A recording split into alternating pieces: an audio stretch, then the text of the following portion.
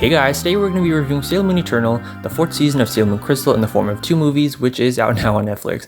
Just as an obvious warning, this video contains spoilers, and I'm not going to be using any images because it's going to take forever. The movies are like an hour long each. There's definitely a lot of good points and bad points about these movies, so let's talk about them. So the story first starts with Chibiusa waking up, and she looks at the calendar and sees that it is her day to return to the 30th century. But before that, she goes to meet Mamoru, Usagi, and the girls at the park because they're going to be viewing a solar eclipse. And obviously, this is when they see the Dead Moon Circus appear as the eclipse is appearing, and they're like, "Whoa! Like you heard that too? Oh, I thought only I heard that," because they're like surprised that they all like heard it or whatever. And Chibi Moon, Usagi and Mamoru also see a vision of Pegasus in like some grassy field, and like, "Wow, you saw that too?" So yeah, again, they're surprised because this is something weird because they all have the same vision. The beginning honestly is kind of slow. I feel like it kind of like drags on a little bit. Like some people, I've heard different things. Some people say like it's like too fast paced. Some people say it's like too slow. I think it's like in the middle where it's like honestly like really slow paced but like really fast paced at the same time. It's hard to explain. Anyways, I love when Pegasus appears because he like has the old sound effects from the 90s anime, like his name, and just like the sparkly sound effects from the 90s when Chibi Moon / Rini would like summon the crystal carry-on. This was that no, not the crystal carry-on, the little thing that she used to view Pegasus in, the same sound effects appear. So then Chibiusa and then Usagi go to stay at Mamoru's apartment for some reason, like the sleepover. Like I don't know why, like I forgot the reason why. But yeah, this part kind of like drags a little bit, honestly. Chibiusa is kind of envious of Usagi's body because she's like, "Oh, I wish I was a grown, slender, skinny legend like Usagi. Like she's so mature." And that becomes a theme later on of Chibiusa longing to grow up, longing to be, an older woman. And much to a lesser extent as well, Usagi's like, "I want to be a kid again," but it's not really emphasized too much. Anyways, we're quickly introduced to the Dead Moon Circus, and then the Amazon girls are introduced. I love the by the way, I'm watching the English dub as I watched it. Actually, let me just backtrack a little bit. If you don't know, I really don't like the Viz dub. I just think a lot of the voices sound very samey, like Mars and Luna and Chibi Moon's voice. I could not stand, like especially because she was like talking a lot and like screaming a lot at the beginning. I was like, please stop, like I couldn't stand it. But the Amazon girls, they have really nice voices, especially Junjun's voice. She has such a deep voice, and Sere Sele as they called her in the old dub, I love her voice as well. Anyways, the Amazon girls attack the city with Tiger's Eye and the lemurs. The girls show up and they can't really like transform, so they just run away from Tiger's Eye until they go to an alleyway, and then very spontaneously, like a little too spontaneously, Pegasus calls after them, like, "Here's your new power," and it just happens all very fast. Like I guess it like works well in the manga because it's like in like paper form, but I feel like in this fast-paced like animated version it just doesn't really work that well. Whatever. Anyways, they get their new transformation brooches and they use Moon Crisis makeup. This transformation came out like 7 months ago, so yeah, it's nothing new, but I already said how I felt about the transformation. It's not very smooth. It's kind of like sluggish feeling, and yeah, the transformation is pretty much just traced from the 90s. Anyway, so they show up to battle the lemurs that the 2 Amazon girls summoned, and they're just powerless against these little dark like fluffy things. They're just like powerless and like I can't. So then Pegasus shows up again and turns the kaleidoscopes that they bought earlier, I forgot to mention, he turns them into actual kaleidoscope weapons, the Kaleido Moon scopes, and then they use Moon Gorge's meditation to destroy the lemurs, and then Tiger's Eye and the 2 girls like leave. Honestly, the scene was very underwhelming. Like I get that this is like not really like a movie. This is kind of just like a super long episode.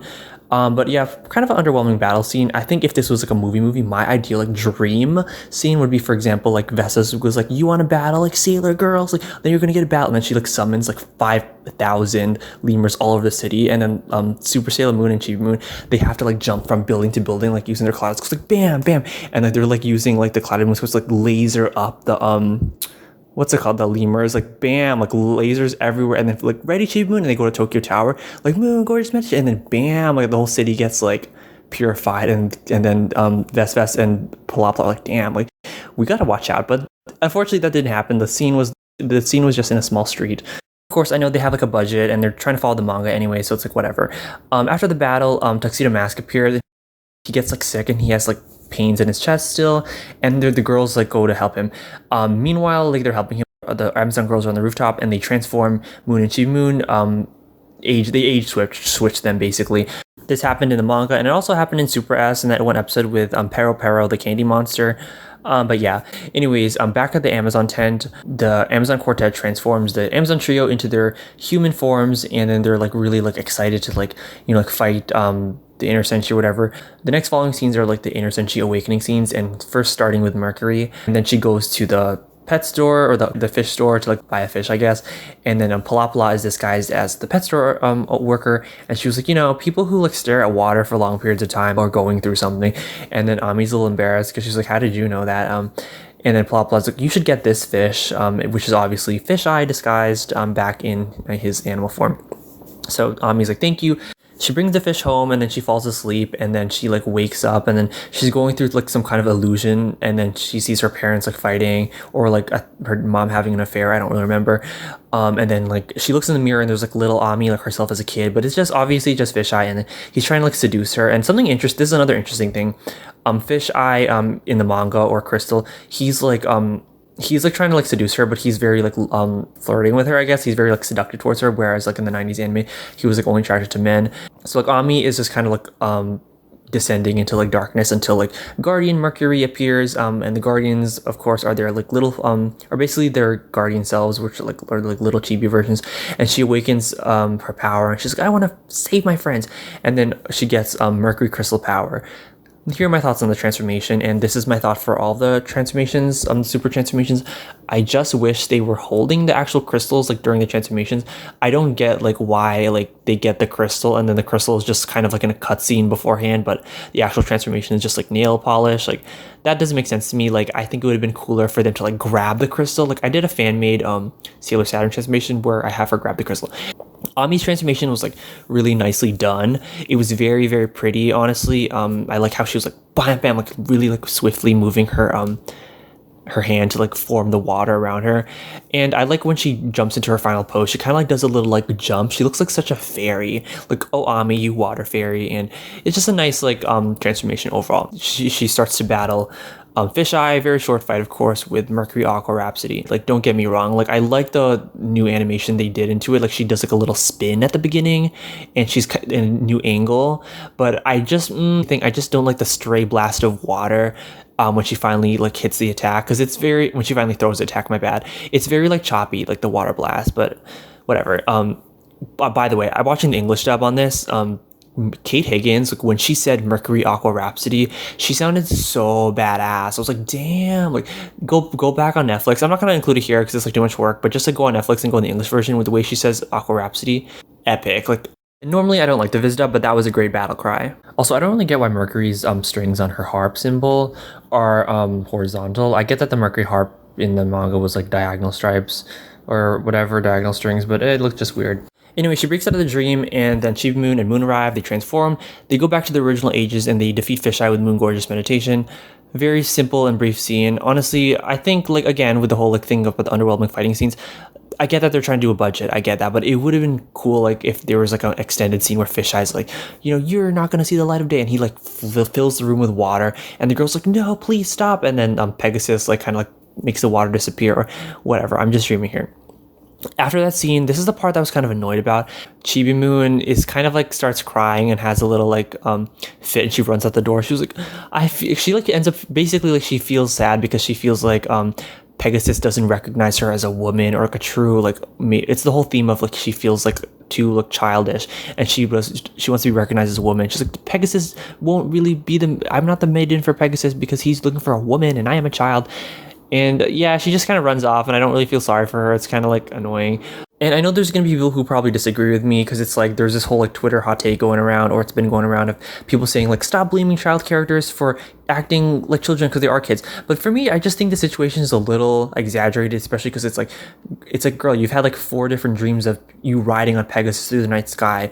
Like you literally use magical powers. Are you sure you're not the maiden? It's just, I was like over it. So Pegasus is like, well, since she's not convinced, let me just give her a kiss. So he kisses her, and she and he turns into his human form, and this is the first like reveal of Pegasus's human form, Helios. But if I wanted to say a good thing, I think I think the scouts look very, very pretty in this scene. Like, even just like Mercury and Moon and Chibi Moon, when they're just standing in Ami's like apartment, like just seeing the scouts in their super form, it's like 7 years ago or 9 years ago. When did Sailor Moon Crystal come out? 2014. It's like if 10, let's just say 10 years ago, I wouldn't have imagined seeing this on the screen right now. Like the Senshi, like in the Dream arc animated on the screen. Like it's just super cool and it's beautiful to see. I love the art style of Sailor Moon Eternal so much.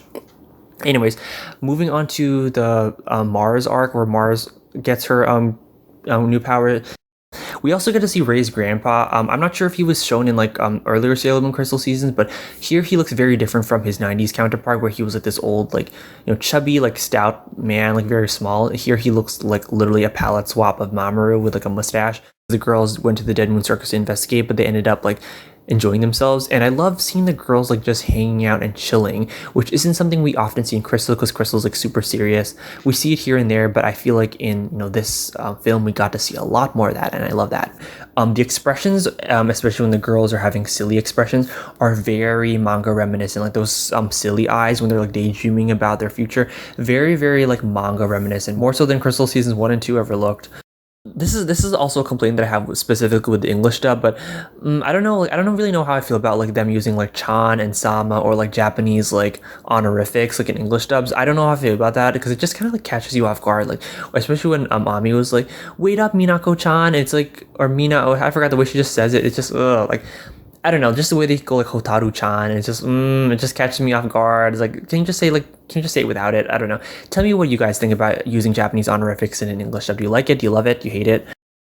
Mars goes into this crystal maze house. She was like, that looks like fun. Because like there's this couple that said it was fun, but they were just like a lemur's illusion. She goes inside, and of course it's Tiger's Eye's trap, and he's like trying to play an illusion on her. And we get this really uncomfortable scene of like Tiger's Eye creating an illusion of like about to make out with Ray as a child. It's like so disgusting, and it's frustrating because it's like there's stuff in the manga that they edited out later on, which I'm going to point out, but it's like you couldn't edit this out. Stupid. Anyways, Mars falls under the trap, but then she is saved by Phobos and Deimos, her guardian crows, kind of like Luna and Artemis, except they're less like talkative. They're just more like animalistic, but they have revealed their human forms, and this is really cool because we get to see them for the first time in Crystal, or just animated for the first time, in their human forms. It's super cool. They give her Mars crystal, and she uses Mars crystal power. Oh, I also forgot to mention, it was super weird earlier because when Mars couldn't transform, she said Mars star power. Like, did anyone catch that? I was watching English dub, but I even checked the Japanese dub.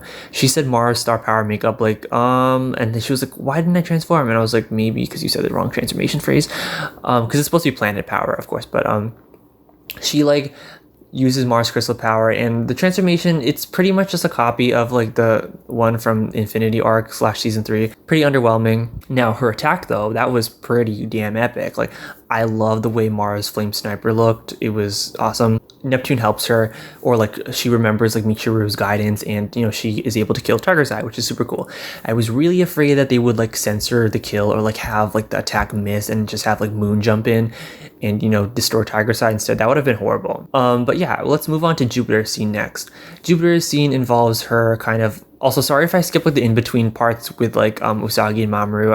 They're kind of forgettable. So Rini / Shibuya is going with Mako-chan or Makoto to like cook dinner at her place because she's like super hungry. So she's like, I'm gonna invite you over for dinner, and she ends up passing by this herbal store, which of course is a plot by Hokusai, and Hokusai is wearing a full-on dress, which is super interesting because in the 90s Hokusai was very masculine, but in the manga / Crystal he's more feminine, which is like super interesting. Is giving her like these herbs to try, and these two like promise rings. So this ring can ward off evil, which is ironic because it doesn't. It actually brings evil. She and Shibuya go back to her apartment, and then they make like spaghetti, which I can only assume is very flavorful because of the herbs and stuff. And they also make like salad. And her entire apartment is literally green magical girl goals. Like, that's gonna be my future apartment, like, or house. Maybe, who knows, when I'm like older, I really want like a super green house just like her goals. So Chibi Moon leaves. And then as Makoto was washing the dishes, she was like, I wish I was like strong like Haruka and like beautiful like Michiru and whatever. So she feels insecure for some reason. And then the next day she goes to the what's it called, the herb shop again to see Hokusai. And then she's like, I don't know what I should do. Like, I feel like comfortable here. I feel like I can come to you, random shop owner, for guidance. So he of course traps her in a dream. You know, she's fainting, and then till Guardian Jupiter awakens her. She's like, "You go get him, princess," and she gives her the Jupiter crystal. Sailor Jupiter's transformation, Super Sailor Jupiter transformation, is super pretty. Love, like, in the background they kind of add like little leaf details, which is really awesome. Because you know her attack is plant based, Jupiter Oak evolution. Anyways, I love the background and during her transformation, like bright tones of like lime green, very beautiful transformation. But pretty much it's nothing new. It looks very similar to the season 3 transformation. But then she like starts to battle Hawkeye. Of course the fight is short, but it was pretty badass because when she charges up her attack before using it on Hawkeye, her hair kind of blows in the wind and we get this like green background shot. And it looks like very much Cure March vibes when her hair blows in the wind. And she was just so green in this moment. Like, this is probably the greenest she's ever been in the entire Sailor Moon franchise. But she uses Jupiter Oak evolution, and I was so worried because like animation complained like previously before, when Jupiter Oak evolution was revealed in the past like trailers and stuff, I thought it looked very choppy, like arguably the most choppy looking out of all the attacks. But thankfully they saved it here because there was like an in-between shot of Hawkeye and the Amazon Quartet kind of like, oh shit, like we have to dodge this attack. So that kind of like saved like the choppiness. Because in the middle there's like a scene where she like puts her arms up and it's just like one frame, her arms are up. It's hard to explain, but they saved it. Anyways, the Amazon girls of course dodge the attack, and Hawkeye is struck by the attack and it destroys his entire herb shop, and he's left helpless on the ground.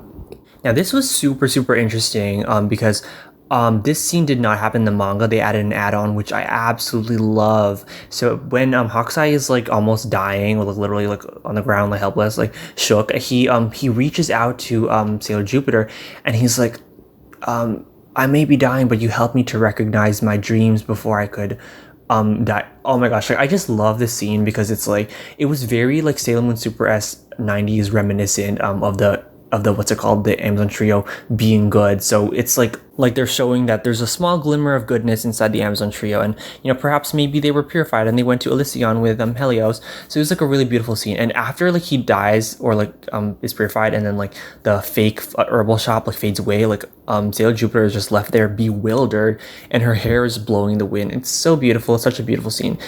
Also, this is random, but when the shop disappears, it reminds me of like the dentist episode of Sailor Moon Super S when like the fake dentist shop disappears, and they're just standing there in the lot. But yeah, Sailor Jupiter had an awesome scene. Definitely my favorite scene out of the 4, even though Mercury's normally my favorite inner. But anyways, Moon and Chibi Moon go to Sailor Jupiter, and they're like, "Oh, are you okay?" And she's like, "Yeah, I just like fought off one of their minions," and they go to Mamoru because he's like suffering in his apartment again, and there's like so many lemurs in his room, and Pegasus is there trying to help Mamoru, but he can't really help him. So obviously the 3 of them go to help. And what's interesting about the scene is they added Jupiter, because in the manga like it was just like Moon and Chibi Moon, but Jupiter, they added her in there, so we love it. And this is like super random as well, but I love when they go to Mamoru's apartment, they go through the balcony, and just them flying there is just, it's kind of epic. Like I don't know, something about like them in their Super Sailor outfits like flying there is whatever. I'm on a tangent. So yeah, like they use Mugor's meditation to stop them, and then Helios is like, "Thank you guys, I couldn't have done it without you," and he reveals his human form. And explains to the girls and Mamoru that like they're connected because he ruled Elysion, which is the capital of Earth, which is obviously Tuxedo Mask's guardian planet. So because Elysion is on Earth, when it is affected, Tuxedo Mask is affected because they both rule on the same planet. And yeah. So now we're on to Venus's scene. She's on like the lookout for the enemy, and she's in the middle of the street and says, "Venus planet power," and she can't transform. She's like, "Damn it, like I can't transform." So she goes to shower, and then Artemis is like, "Wow, like you look like the goddess of Venus day by day." So after she finishes her shower, the Amazon girls are spying on Minako, very creepy. And then they summon Xenotime and Zeolite, and they're like, "We'll take care of her." This is the first time we see Xenotime and Zeolite animated, of course, since they weren't in the 90s. They're just irrelevant characters, of course, like really brief appearances, but it is always awesome to see manga-only characters become animated for the first time. The next morning, like the girls are just hanging out yet again, And like I keep saying, it's cool to see them hanging out and just, doing stuff that really don't see them doing often in Crystal. I love their civilian outfits, by the way. They kept talking about the outer senshi. Well, they kept talking about Haruka and Michiru, and then she feels jealous, and she ends up crying. Again, a scene that I wasn't really like feeling. Tell me what you think. Maybe Sailor Venus fans probably were like, oh, but I was just here like I don't see what's the big deal. Like she holds her role as a leader very seriously, so she felt like insignificant compared to Uranus and Neptune, basically. Later, she goes to an idol competition, which obviously is a ploy from the Dead Moon Circus, held by Xenotime and Zeolite. And then she and like these other like bikini girls have to rescue children from a tower. This scene was like kind of creepy, honestly. Anyways, the bikini girls start fighting, and then Venus is like, "What the heck? We have to work together." There's a whole bunch of obstacles, because I forgot to mention this place is like a fake ass jungle, so there's like boulders and like trees everywhere, and these giant boulders start heading towards Minako, and then Jupiter appears, and then she bashes the rock, which is super cool to see. And I actually did a double take. I checked the manga to see if that actually happened or if they added it in, and it did happen in the manga, which is like super cool. But Xenotime and Zeolite, they end up trapping Mars, Mercury, and Jupiter, who had just arrived to help Venus, with knives, and then they'll go on Venus, like rescue them kids. So she goes to like rescue them, and then once she rescues them, the kids are just lemurs, just like, oh, of course. And then Vesves is like, you're silly, we're gonna like steal your dream energy, and she presses like a switch, causing Venus to like fall, or like about to fall, until Artemis is like catching her, like, Artemis, and then Minako, and then he's like holding on to her, but then a giant boulder is about to crush his. We see like blood dripping down, and then it's like, yikes, like, please. Artemis reveals his human form to Minako, and she's like, Artemis, and he was like, I'll protect you, Princess Venus. And then this is when she awakens as this is when her Venus crystals awaken, and of course she transforms into Super Sailor Venus. Her transformation, it was very interesting, because unlike Mars and Jupiter, it didn't seem directly traced. I definitely saw like some new animation up in there. Similar movements, of course, to season 3, but there's like something unique about it. Also, in her transformation background, there was a lot of tones of pink, which normally there aren't like pink tones in Venus's transformation, so it was pretty interesting. She uses Love and Beauty Shock against Xenotime and Zeolite. Honestly, it looked very underwhelming. It looked much more powerful in the 90s. But the way she just used the whip, it was just very like, she kind of tapped like him with it, and he kind of just disappeared. When she used it on the second twin, I liked how there was a little bit of in between like real time scenes where she was kind of like jumping up and like moving around on the tower before destroying him. So that was pretty cool that they added that in. Just as the inners are thinking like, yeah, we got it, the Amazon quartet appears, and they trap them in these giant vines, like, help us. So they were like, it's a cliffhanger scene, basically. And my overall thoughts of part 1, if I had to rate it, I would give it like 8 out of 10 stars. I thought it was very enjoyable.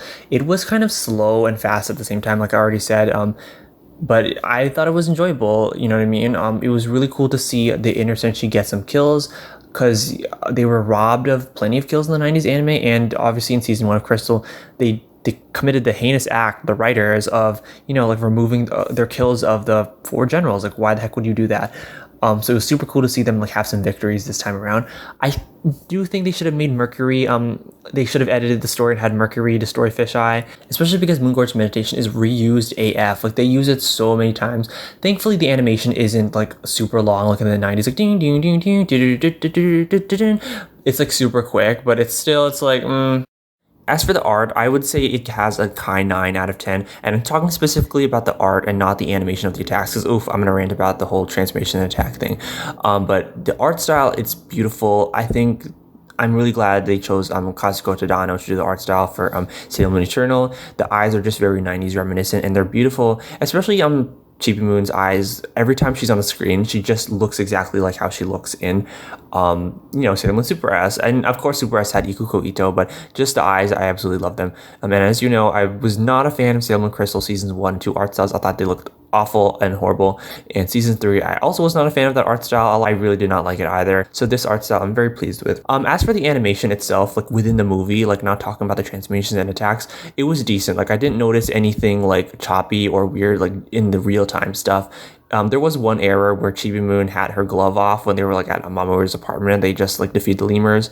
Like she had her glove colored skin tone, but like yeah, it was animation was fine, but the transformation and attacks again like Moon Gorge meditation as well as Moon Crisis makeup, very sluggish, low frame rate. Mercury transformation, it was pretty. Mars transformation Jupiter, nothing special, literally just traced from the original Sailor Moon Crystal Season 3. Overall, the transformations and attacks were not anything too impressive. The 90s one definitely wins like way more. Like the 90s was like way prettier. I just simply prefer Eternal over Super S because of the storytelling, like, you know, Intercension got their kills and whatnot, and Super S, there's a lot of problems with it. Super S was more whimsical and magical, and you felt more stuff. Like for me, it was more tear jerking to see the Amazon trio like dying back in Super S. And you know the episode when you know they have to this Amazon trio's last stage, and then Mr. Magic Piero shows up to like take out the garbage. Like that episode was beautiful. Like, and it just had you know more heart to it than what's it called? It just had more heart overall than Eternal does, and more emotion to it. But yeah, I don't know. It's one of those weird things where it's like, even regardless, I still prefer Eternal over Super S. Can't say the same for the other Sailor Moon Crystal seasons. The 90s wins for those. But, you know, this one I just really love. Like, it was good, like I mentioned in Jupiter, seeing how they added, you know, Hokusai, you know, having last words of being good to Jupiter and, like, thanking her. That was such a beautiful addition, because in the manga he just kind of like dies from Vocal Evolution. It was a good callback to the 90s.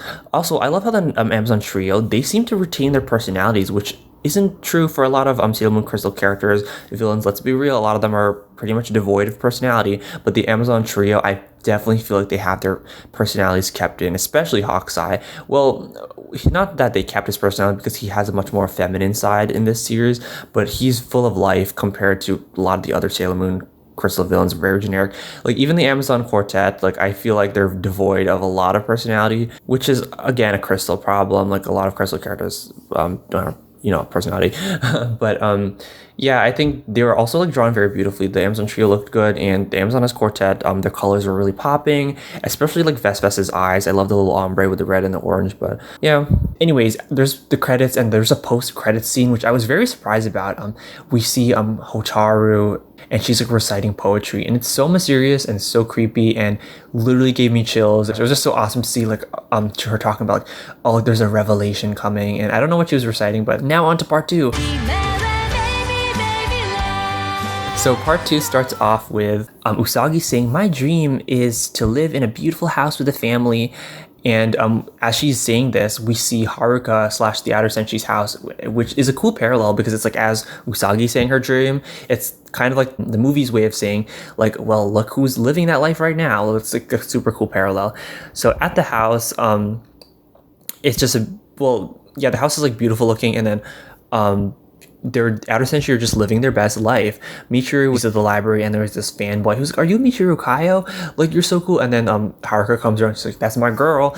And then he's kind of like, "Oh, never mind." And it's like he kind of has like the scene is super cool, because we really get to see the Outer Senshi living like a normal life. Like, and like, yeah, we've seen them live normal lives in like the 90s, but I don't know, something about like Haruka being like, "Oh, Michiru, there's like 30% off diapers in that store." It was just like very like heartwarming to see them just like living a plain old life. And they get finished shopping, and then they go back to the mansion, and then Setsuna is living the civilian life. Okay, one of my complaints about the 90s anime that I feel like Eternal is really like nailing, or just the manga, I guess, was that in the 90s anime, Setsuna really didn't really have a civilian life.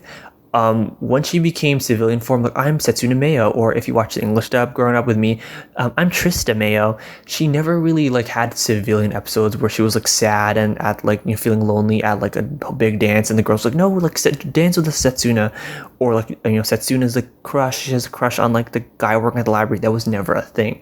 So here it was super cool to see her on the computer wearing her like casual outfit, like short shorts, and like, you know, like transparent with like some cleavage, you know what I mean, like super casual. And then like when Hotaru like broke something in the other room, and she's kind of like, oh my gosh, there she is again. And just seeing Setsuna with a silly expression is just like, that's like super like refreshing to see, and I love that. It really reminds me of like Setsuna from like Sera Miu, which are the Sailor Moon musicals. I'm going to talk about them later, but basically she just has so much more personality in those. But anyways, yeah, like I said earlier, Hotaru like broke something in the kitchen. She has bruises on her arms, but they heal instantly, which of course is because of Sailor Saturn's power within her. Later we see Setsuna having a flashback about she was observing, the solar eclipse at her lab at work, and she was like worried because something's going on, and she tried to transform using Pluto planet power, but it didn't work, of course, like with the other girls who their powers couldn't work due to the dead moon's power. And it was just cool to see like her using shouting the phrase Pluto planet power, because like she never really said that in Sailor Moon Crystal before, because of course in the Infinity arc, like Pluto didn't have a transformation. Anyway, so Hotaru has violin lessons by her mother, of course, Michiru. Little kids come to the lesson as well because she has her classmates, and the kids are like, oh my gosh, it's gonna happen again. And then what they're referring to is basically an image of Pegasus that appears every time Hotaru plays the violin, like, it's the ghost Pegasus, why is it there? And then a ghost like Chibiusa appears as well, like, it's the ghost girl. This scene happens in the manga, so I'm not blaming the manga, but something that's kind of like I'm wondering is like, how come like these kids are able to see the vision, but like other visions, like when the girl saw the solar eclipse, like only like the Sailor Senshi and like Tuxedo Mask were able to see the all the visions. So this one is a little weird. How come like the kids are able to see this vision? Maybe that's just like a Sailor Saturn thing, like her power is like more and it's, I guess, I don't know, whatever. Anyways, as she performs on her violin, the phantom images of Pegasus and Chibiusa kind of like dart across like the mansion, and they're like going across the hallways and stuff. And then Hotaru like runs towards them with a strange look in her eyes. So Michiru goes to catch her, and Michiru notes that like one instant, she's so innocent and peaceful, and in another instance, her eyes are cold, just like Sailor Saturn. And super cool scene, super beautiful scene. Again, the animation is beautiful, as I keep saying. Something also interesting was that Setsuna mentions that the eclipse happened 6 months ago, which is kind of strange because it makes you wonder about the whole timeline of what's going on. Because I'm just here like, so all the inner senshi battles against the Amazon Trio, that was like spread over the span of 6 months. So it makes you wonder, like, what were they doing like in between like the battles and stuff? Were the enemy just not attacking? It's weird. Like, I felt like it happened just like 5 days ago or like 3 weeks ago, but it's weird. And it's pretty interesting to see like both sides of the inners and the outers, because like the inners are feeling insecure about their insecure about like being unable to like be as strong as Uranus, Neptune, and Pluto. But at the same time, like Uranus, Neptune, and Pluto were also having insecurities. Maybe like our mission is like done with, like it's up to them now. But after that, Hotaru goes to prepare for a bath, and while she's there, lightning flashes, and suddenly she sees a reflection of Sailor Saturn in the mirror. And Sailor Saturn brings her memories back. And it's such a beautiful scene. Like, first we see Hotaru like bathing and reading a book, and then the Saturn symbol like appears on her, and then she remembers like Usagi and like the inner girls, and it isn't as tear jerking, I guess, or sad as the 90s version when Sailor Saturn brings her memories, but still I love this version as well. And then there's this really beautiful scene of like Hotaru in like one of the rooms of the mansion, and there's like glass behind her, or like this icy like glass, like snow palace type of vibe, and she's like reciting poetry as Sailor Saturn's energy and memories are flowing within her. Such a beautiful scene. Like, we love it. It was awesome. She gives the other three outers their Sailor crystals, and they're like, we have a mission, like we have to go, like, you know what I mean, like it's time to battle. The inner senshi are like in the forest, of course, still struggling in these like giant vines, and the outer senshi appear so dramatic. The scene was actually pretty funny, especially in the English dub, because the outer senshi just keep going on about how this forest is so fake, like it's hot and it's fake. Then they transform. First time ever we see not only the outer senshi transform into super sailors on screen for the first time, but Sailor Saturn transforming on screen for the first time. Here's what I have to say about the transformations. Again, they should have been holding their crystals. I don't know why it's just nail polish. Again, I would also have liked further transformations to have unique stuff instead of just like reusing the same like animation, whatever. That's, by the way, like Uranus and Neptune's transformations, like the animation is very sluggish. Like in the 90s, like I love how they kind of like swing their arms and grab that lip rod and like whoosh, like swing that circle over yourself and transform.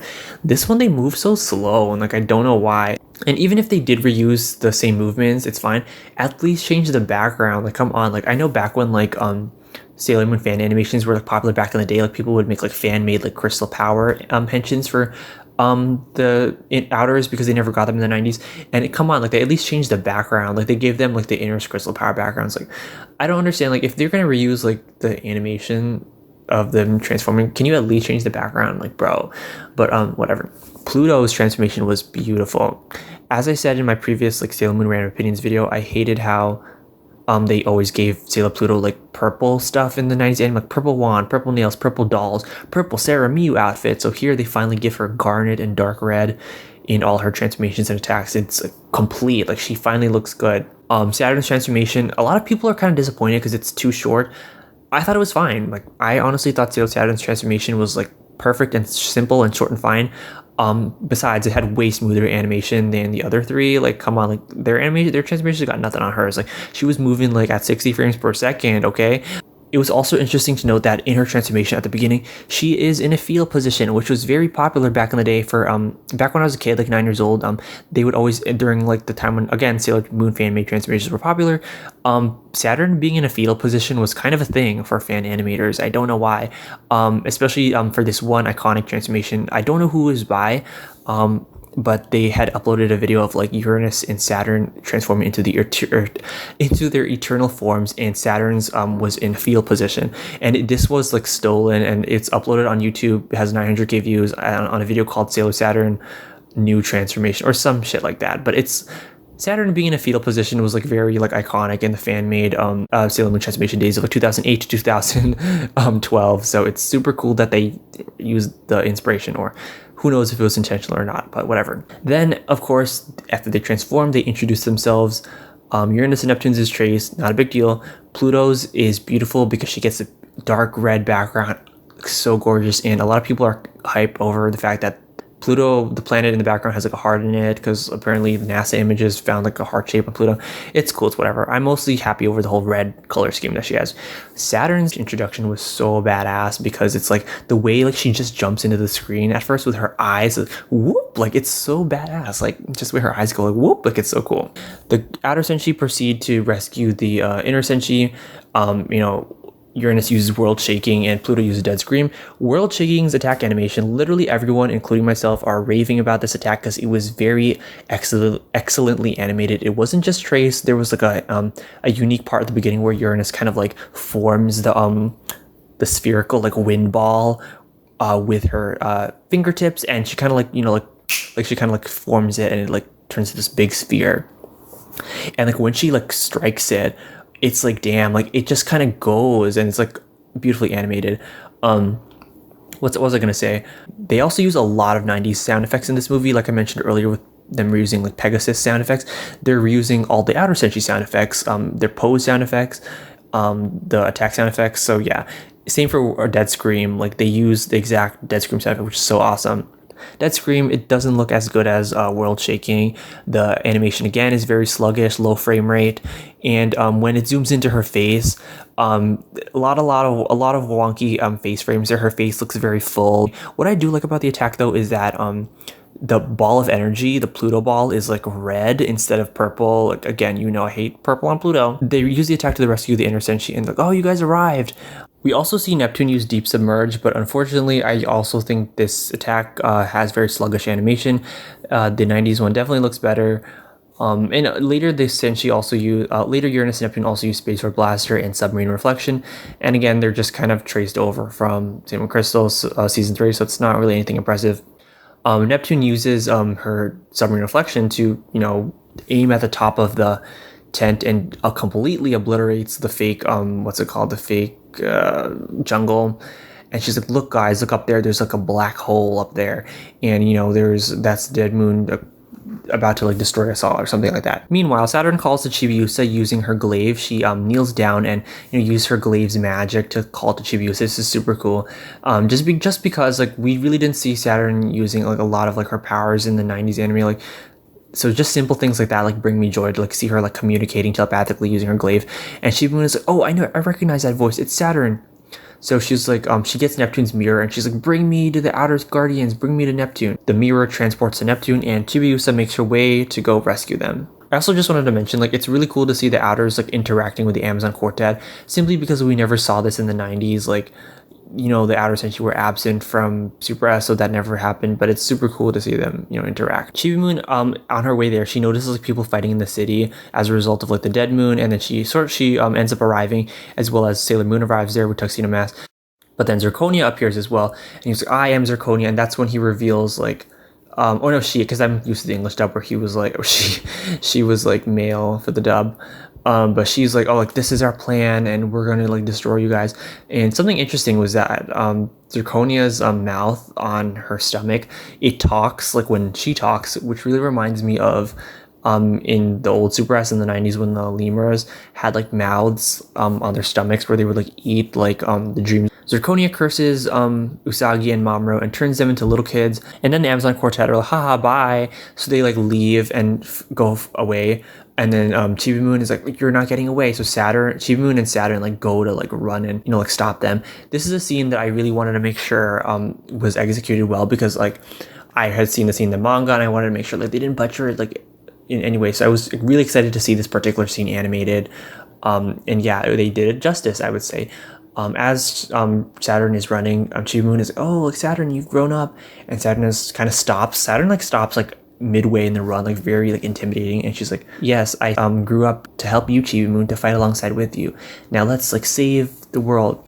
And they finally arrive in the tent, and the Amazoness Quartet are like doing all these tricks and like, welcome to like the Amazon, welcome to the Dead Moon Circus. Like this is where you will die.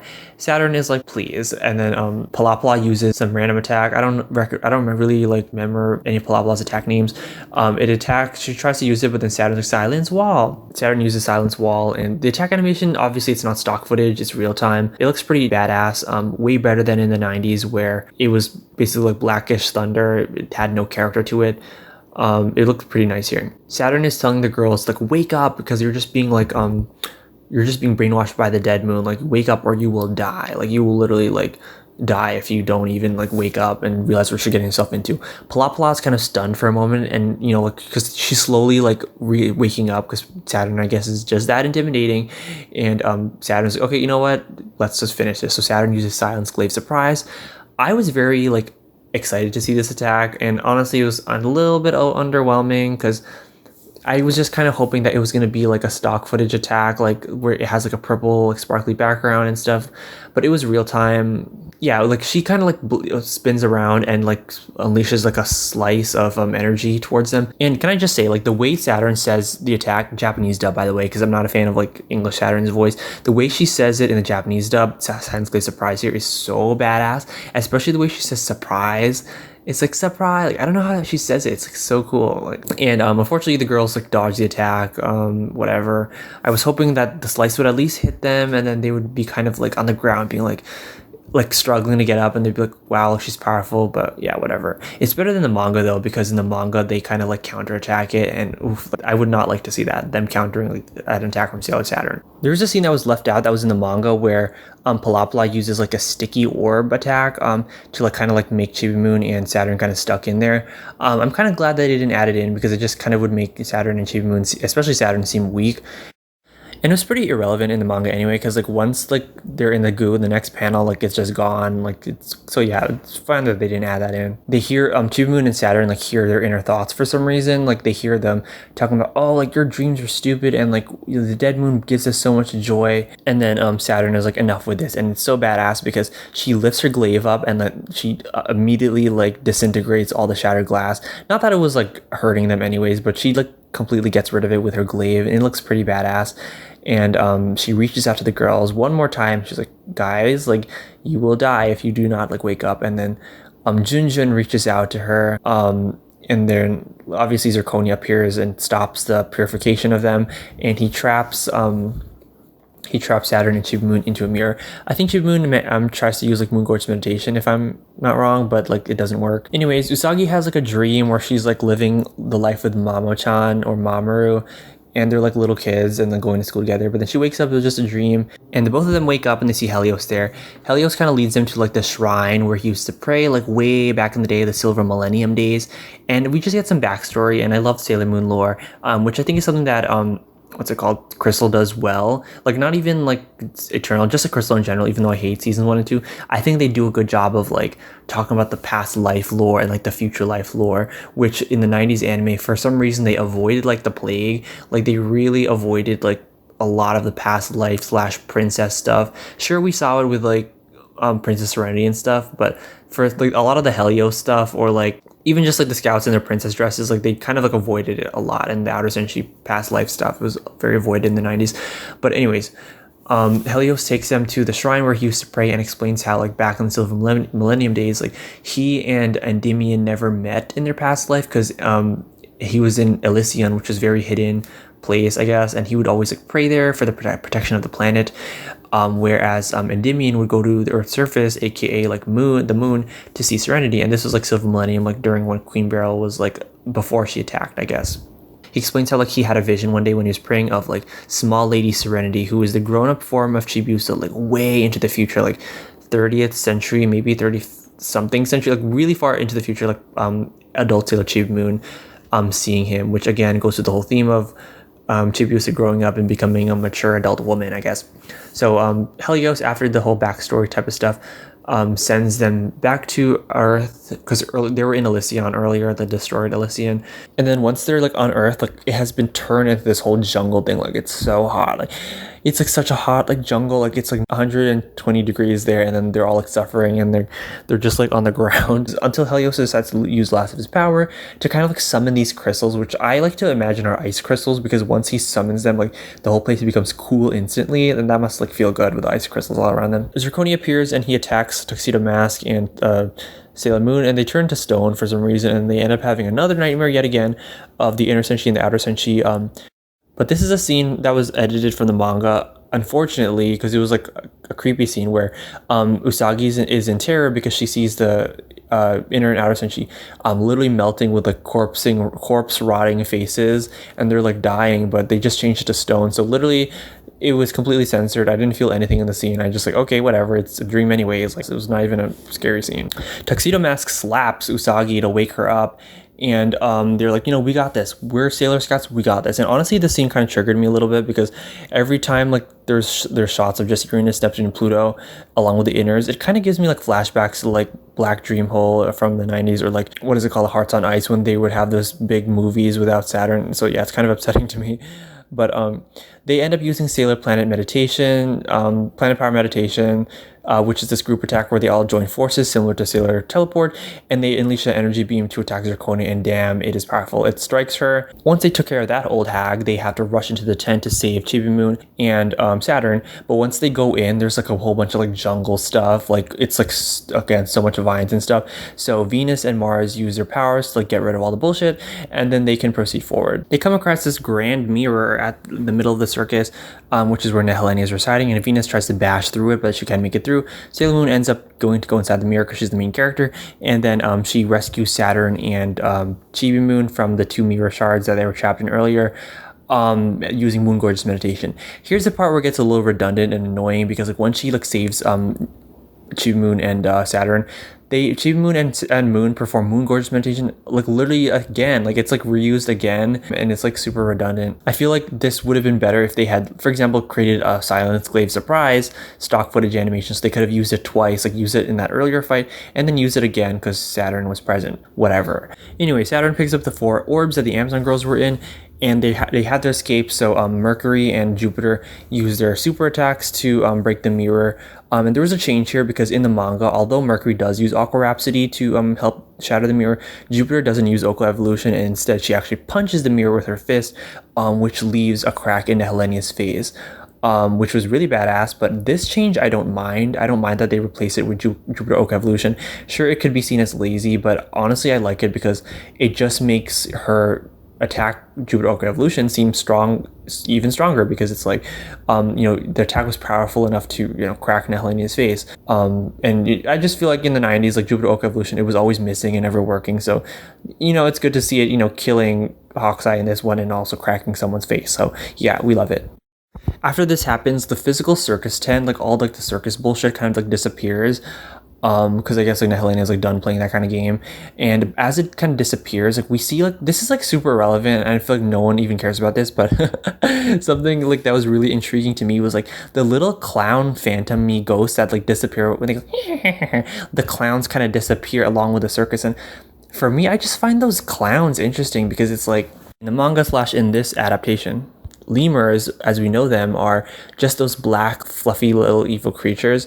But every now and then, like we see these evil clowns in the background. So I'm just curious, are those lemurs too? Like we see them earlier, like when they're performing like the tricks and stuff of the Amazon show earlier, but they're very much in the background. So I'm curious like about them. I just find them creepy, and I don't know, they're just so irrelevant, but I just find them interesting. I think those clowns, they should have also been incorporated into like some extra battle scenes. Like for example, like in the Saturn and Chibi Moon scene, fighting the quartet, there could have been like a horde of clowns that Saturn was like slicing through. Like, come on, like that would have been awesome. Or like, you know, just adding clowns to be killed by the Senshi in scenes where the action left a lot to be desired. The girls then decide to use Sailor Teleport to go to Elysion to save Helios because he's there. And Helenia had gone there too. This is when they meet the Maenads who, you know, protect the shrine at Elysion. Again, manga characters. It's super cool to see them animated for the first time. Like, oh, well, we've been expecting you, Sailor Guardians. And yeah, so Nehelenia appears. Moon attacks using Moon Gorge meditation, reused for like the 50th time in the series when it could have been replaced with like the Senshi. Like honestly, if it was replaced with the Senshi reusing their attacks, like the outers reusing their attacks, it would have been fine. Like stop reusing Moon Gorge meditation.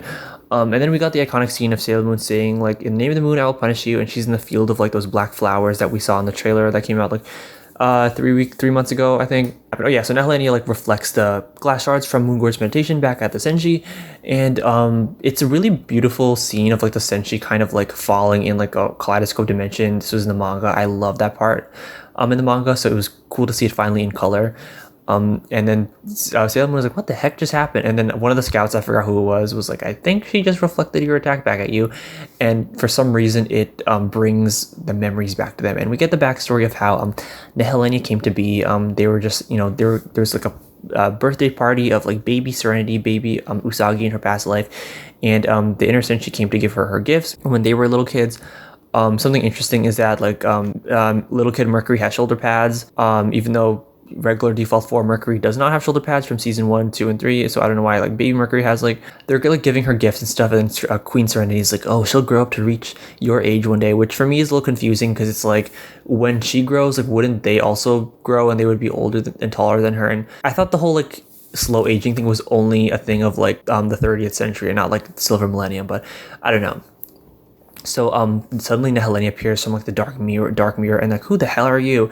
And she was like, like I am the uninvited guest. And she doesn't say that. She says like, I don't know, something about like I'm from the dark side of the moon and you can't have light without the dark. They need each other. They need balance. It's not evil. The darkness is just here. And she says it's not evil. Meanwhile, trying to kill them all. And yeah, Mars tries to attack her, and she dodges it. And honestly, it's just a really cool scene. This was also a scene from the manga that I was really excited to see animated. I love all past life scenes. They just give more life to the series. Again, like the 90s never really delved into like, the Silver Millennium stuff with Nehelenia. And then Queen Serenity is like, we welcome you if you're here to be wholesome and fun and stylish and trendy, but if you're here to like spread wickedness, then you know you gotta go. So then Nehelenia is like, I think not. And then Queen Serenity is so OP. She literally like blasts her with a moonstick, and she's like, Nehelenia starts screaming, and it's like, it's kind of funny but like super badass at the same time. And Nehelenia is very well animated in the scene. Her face becomes grotesque, and she is like, her true monstrous form is appearing. And this is contradictory because it's like, okay, you put in this scene, but like the scene of the Senshi with their like decaying faces, you decide not to put in there. I don't know, it's confusing. Also, Queen Nehelenia makes an interesting comment to Queen Serenity. She was like, it's funny. She was like, you're one to talk, calling me an uninvited guest, acting like you're a native on the moon when you're not from here as well. And Queen Serenity kind of just ignores it. But for me, what I think she's referring to, and this is like spoilers for like Sailor Stars, I think she's referring to like in Sailor Stars we find out that like all the villains and all the beings of the universe come from the galaxy cauldron where all stars are born. But even if she is referring to that, it's like stupid, because it's like, wouldn't every single organism come from the galaxy cauldron? So why is she singling out Queen Serenity? I don't know. Tell me in the comments what Nehelenia meant by this statement about Queen Serenity being not a native born on the moon. like, was she born on the Sailor Starlight's planet? Like, what, you know what I mean? Like, I just don't get that comment.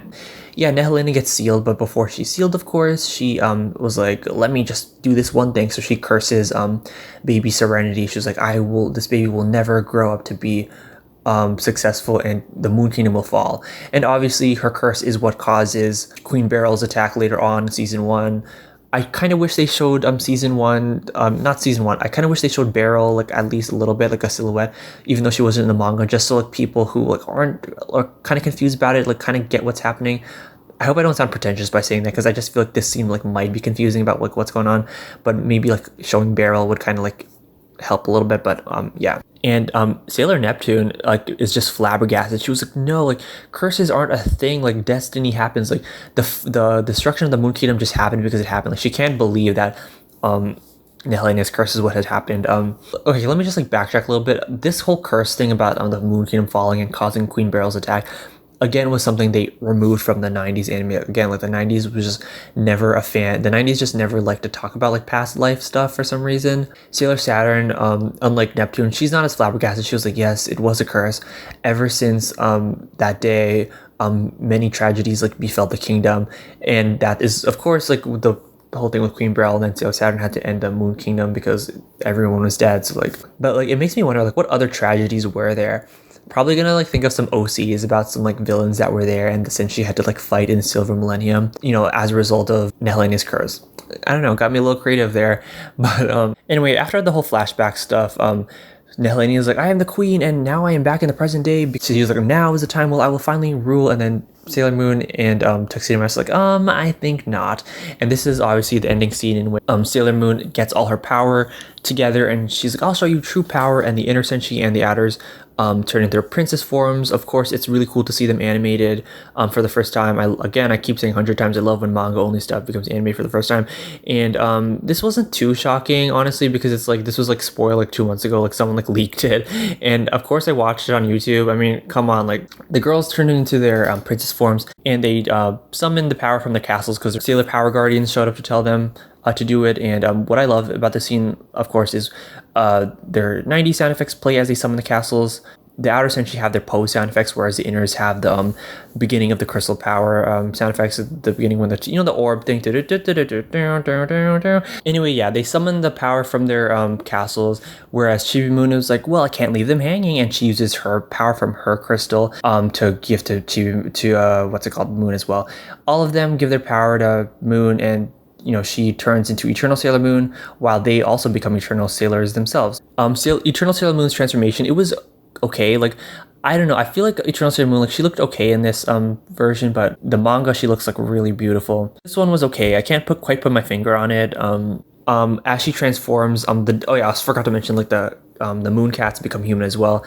And Diana comments, wow, it's Eternal Sailor Moon. She has a power level equivalent to that of Queen Serenity, which is, for me, it's awesome because it's like more lore. Love it. And I just love how she's surprised of Eternal Sailor Moon's presence, because it means like she's heard of her before. And I just love little details like that. Sailor Moon uses Starlight Honeymoon Therapy Kiss on Nehelena, and it kills her instantly. And I'm like, good, like she's finally dead, because I was really pissed in the 90s how Starlight Honeymoon Therapy, because like it didn't even work on Helena, and it was like, okay, come on, 90s writers, like it killed her in the manga, and here you make it literally like doesn't even work. And I just had a problem with the 90s anime where they would either have the villains like not killed by the senshi, like they never had the senshi kill the villains for some reason, or if they were to like purify them, it was never through their main attack. It was always through like another mean, like with Nehelena, it was through them like just like giving her comforting words, as opposed to Sailor Moon purifying her with her attack, which is just one of those things that annoys me, because it just makes them seem like weak and their attacks like never work. But it just irritates me. So here I'm finally glad in Crystal that Starlight Honeymoon Therapy Kiss was able to kill her. The animation on Starlight Honeymoon Therapy Kiss, and yeah, it's a long attack name, I don't really like it that much. It felt kind of stiff in my opinion. Overall, the scene was pretty epic because they were playing like the background song, like the image song, insert song. It's called Moon Effect. It gives me very much like Happiness Charge, like movie theme song vibes, like where courage is born, like Nehelena, as she's destroyed, she reaches out to Prince Endymion and it's like, Prince, just take my hand. And this was in the manga as well, and it's just like a scene just to like show more of Nehelena's like creepiness. And then she fades into the mirror and is destroyed. Eternal Sailor Moon has a flashback where she remembers being a baby in 1,000 years ago, and she's like, "Mommy, I had a bad dream," or whatever. And then Queen Serenity is like, "Oh, don't worry, like the monster in the mirror like won't consume you as long as you are strong," which is super awesome and beautiful because it just super cool because it's like Eternal Sailor Moon, like 1,000 years she's recalling the memory of what her mother said, and now it came true that she was able to beat that darkness that was in the mirror. So yeah, the day is saved, the sky turns bright in Elysion, and we see a lot of beautiful shots of the Eternal Sailor Senshi looking off into the distance. And the Eternal Sailor Senshi, when they're standing, like a lot of the frames when they're standing there, it's again one of those scenes where it's like 10 years ago, if you showed me a screenshot of that, I would be like, wow, am I really gonna get this in animated form? Anyways, the Eternal Sailors turn back into their princess forms, except Chibi Moon and Saturn. And then Chibi Moon goes to help Helios, and she's like, "Are you okay?" And then I think they kiss or something. And then Diane appears still in human form, and she was like, "Oh, that it was you were saved thanks to Chibi Moon's pink moon crystal." And Chibi Moon, this is a monumental moment because Chibi Moon, of course, she felt sad about being just like sticking with her mom all the time, sharing the same attacks, sharing the same transformation, and not being a grown-up. But now she finally has her own transformation item, the pink moon crystal, which is symbolic of her not only becoming an Eternal Sailor Senshi, but being her own individual woman. What's his name? Helios sees Chibi Moon, and he was like, "Whoa, this is the maiden I was looking for." And he sees Princess Lady Serenity from his vision 1,000 years ago. And yeah, Eternal Sailor Saturn goes to Neo Queen Serenity and Endymion, and she's like, "Queen, please use your powers to purify these crystals." And she does so, and then they awaken to the Amazonas Quartet, and whoa, who are you guys? And we are the Amazonas Quartet. We're not supposed to be from this era. It's just that we were awakened. Okay, this is the thing that I was kind of confused about. The Amazonas Quartet lore is very vague because it's they're we were sleeping in the Amazon forest. Okay, so it's it just doesn't explain what time period they're from. If they're from the future, why were they in the Amazon forest in the present day? For me, the lore there is very vague. How Nehelenia found them in the forest, and the Amazon forest where, on Earth or on other asteroid planets. It's never really explained.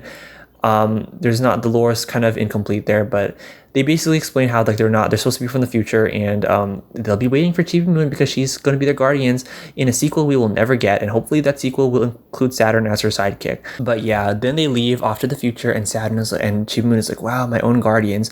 Which again, Chibi Moon is just loving signs of her being a grown-up and having her own team. Anyways, Helios walks up to all the girls, and he has his horn missing, and at first I thought it was an animation error, but it turns out it's because the horn is now on his Pegasus, so it turns out that they're separate entities, and that was just a curse that he had the body of his pet unicorn, or Pegasus, I guess. And then he was like, "Let me take you all back to Tokyo." And so they go back, and Chibiusa and Helios say one last goodbye. And she was like, "Will you see me again?" He was like, "Of course I'll see you again." Of course it doesn't happen because he doesn't appear in Stars. It's a decent scene. It's not as beautiful. It's not as tear jerking as the Super S one and the original one. With no no no no no no no. It's really not. It doesn't have the same impact as the 90s version. Let's be real. But it is cool to see the outer Senshi there. Obviously there's peace now. But Tuxedo Mask or Mamoru makes an interesting comment. He was like, even though the battle is over with, I still feel something very hot in my chest, which for me, I think is alluding to Sailor Galaxia. She already has her eyes on his Sailor Crystal, the crystal of the earth, the golden crystal, I guess. And again, with the scenes of I was talking about, those screenshots, her having her eternal brooch is one of those scenes that if you were to show me 10 years ago, I would be like, wow, would it be animated? Anyways, that was the movie. Overall thoughts on part 2, I would give it a 7 out of 10, honestly. I think it was a little slow, some parts, honestly, for me, a lot of the slow parts in the movie were all the Usagi and Mamoru parts, and all the parts with the moon cats. I kind of went on my phone and went on Twitter every time the moon cats appeared on the screen.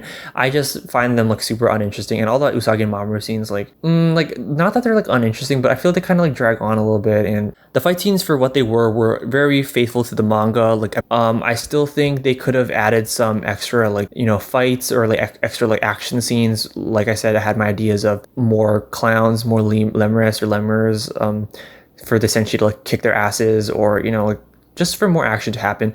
they also needed to stop using Moongor's meditation every few seconds. Like it's like they're trying to flex that attack animation on us, but it wasn't even that like nicely animated. So it's like, what are you really trying to like flex on us? Yeah, small nitpick stuff. I would have loved for the outer transformations to have their end pose have instead of their planetary symbol, have their talismans, and Saturn to have her glaive, just to match with the inner senshi being using their super attack weapons. So yeah, the action gets a score of 5 out of 10. Honestly, kind of 4 out of 10, but 4 to 5 out of 10. The art style I give 10 out of 10. It's really beautiful. It's my favorite out of all the Crystal art styles. The music I give like I'll say a 5 out of 10, or because it's like again, like Crystal's music, it's very like the generic orchestra type music that I'm not a fan of. None of the music really stands out. I do like the song when the inner senshi transform. It's very like la la la la la la, like it's very like upbeat and stuff. The outer senshi transformation theme was like pretty cool too. It has this whole like do do do do do do do do do do do, like has this like cool like badass like vibe to it. So yeah, the outer senshi theme was pretty good, but the Moon Crisis makeup theme, pretty generic. I don't even remember the tune to it. Like, did it even have music? Like, let me stop. But yeah, overall the music, other than the transformation, those 2 transformation songs, was like pretty unmemorable. Can't even remember any of it. Though I do want to make a distinction between art style and animation, because while I do love the art style and I think it's really beautiful, the animation leaves a lot to be desired.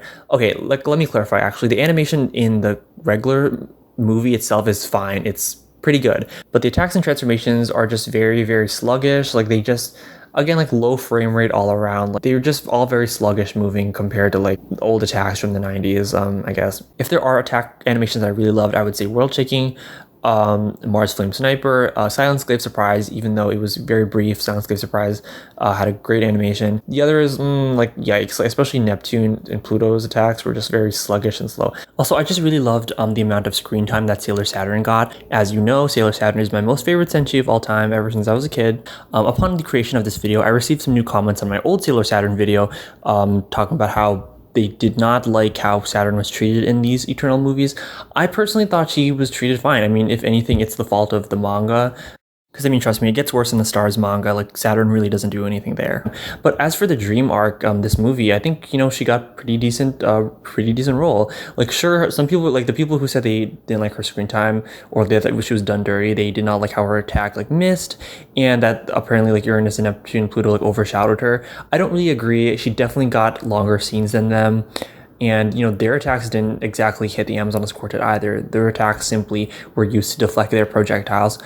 And, you know, Saturn did a lot. She had her own individual fight scene with Chibi Moon against the quartet. She was the one who purified them, or not really was the one who purified them, to like help them. And then she, you know, gave the crystals to Queen Serenity to awaken the asteroid senshi. Overall, I was really pleasantly surprised, because normally I hate Sailor Moon Crystal, but this one I definitely prefer over Super S90s. Anyways, that was my super long review. Tell me if you liked or hated the movies, and thanks for watching.